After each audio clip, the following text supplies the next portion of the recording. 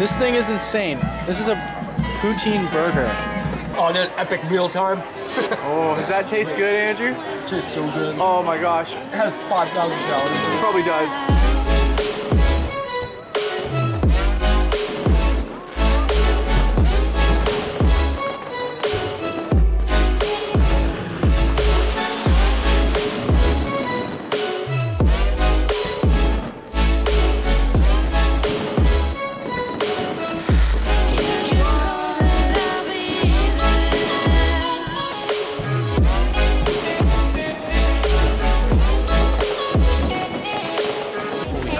This place is absolutely packed, you guys. Andrew, dude. This is insane. Dude, it's gonna take forever to get out. Yeah, I think we're gonna be in here for like an hour and a half.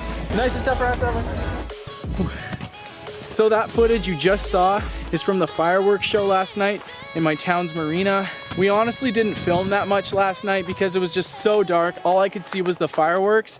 But tonight we're doing a little more filming, so this vlog will actually have some meat and potatoes. Potatoes.